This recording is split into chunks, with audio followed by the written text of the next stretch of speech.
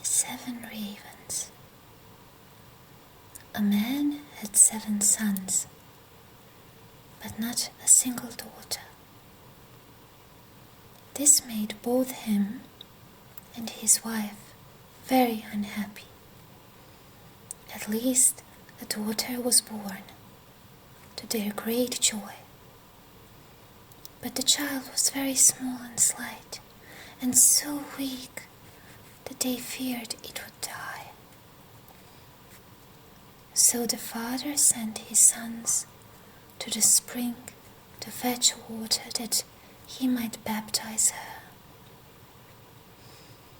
Each of the boys ran in great haste to be the first to draw the water for their little sister's baptism. But in the struggle to be first, they let the pitcher fall into the well. Then they stood still and knew not what to do. Not one of them dared to venture home without the water. As the time went on and they did not return, the father became very impatient and said, "I suppose in the middle of their play they have forgotten that I sent them for the careless children." So he, in such an agony lest the child should die unbaptized, that he exclaimed thoughtlessly, "I wish the youngsters were all turned into ravens." The words were scarcely uttered when there was heard a rushing of wings in the air over his head, and presently 7 coal-black ravens flew over the house. The father could not recall the dreadful words, and both parents grieved terribly over the loss of their 7 sons. Their only consolation now was the little daughter, who every day grew stronger and more beautiful. For a long time the maiden was not told that she had brothers. Her parents were most careful to avoid all mention of them. But one day she overheard some persons talking, and they said that no doubt the young girl was very beautiful, but that there must have been some strange cause for the misfortune which had happened to her 7 brothers. Oh, how surprised and sad she felt when she heard this. She went at once to her father and mother and asked them if she really had had any brothers, and what had become of them. Then her parents dared not any longer keep the secret from her. They told her, however, that it was the decree of heaven, and that her birth was the innocent cause of all. As soon as she was alone, she made a firm determination that she would try to break the enchantment in which her brothers were held. She had neither rest nor peace till she had made up her mind to leave home and seek her brothers and set them free, cost what it might. When at last she left home, she took nothing with her but a little ring in memory of her parents, a loaf of bread, a jug of water, and a little stool in case she felt tired. So she went from her home and travelled further and further, till she came to the end of the world, and there was the sun.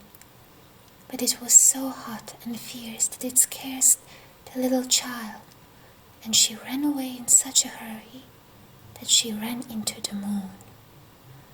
There it was quite cold and dismal, and she heard a voice say, "I smell man's flesh," which made her escape from the moon as quickly as she could, and at last she reached the stars. They were very kind and friendly to her. Each of the stars was seated on a wonderful chair, and the morning star stood up and said, "If you have not a key, you will not be able to unlock the iceberg in which your brothers are shut up."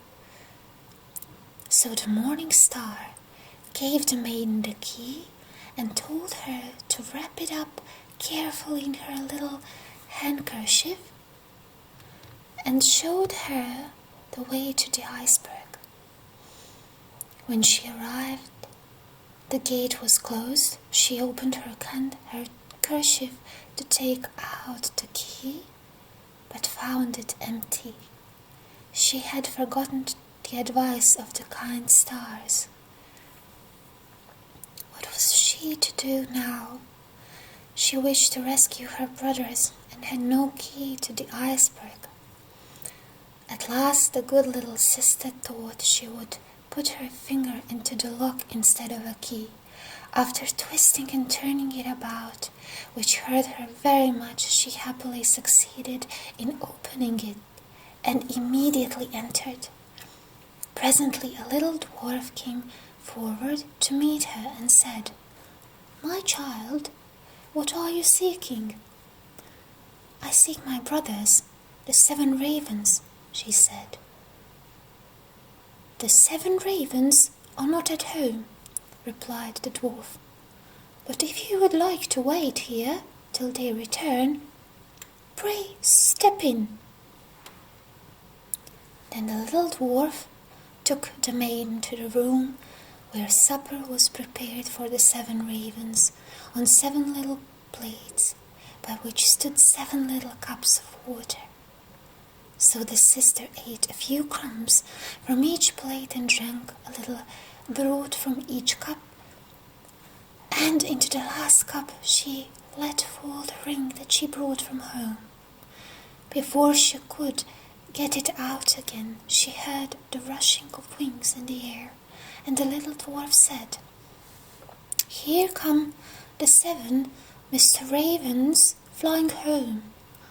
Then they hid herself behind the door to see and heard what they would do.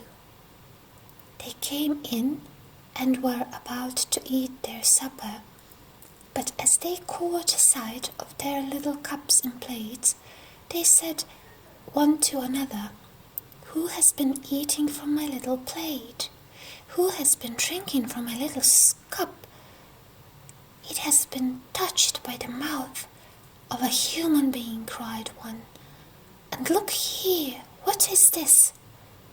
He took up his cup and turned it over, and out rolled the little ring which they knew had once belonged to their father and mother. Then said the eldest, "Oh, I remember that ring. Oh, if our sister would only come here, we would be free." The maiden, who heard the wish from behind the door, came forward smiling and stood before them. In that same moment, the 7 ravens were freed from the enchantment and became 7 handsome young men. Oh, how joyfully they all kissed each other and their little sister, and started off at once in great happiness to their parents and their home.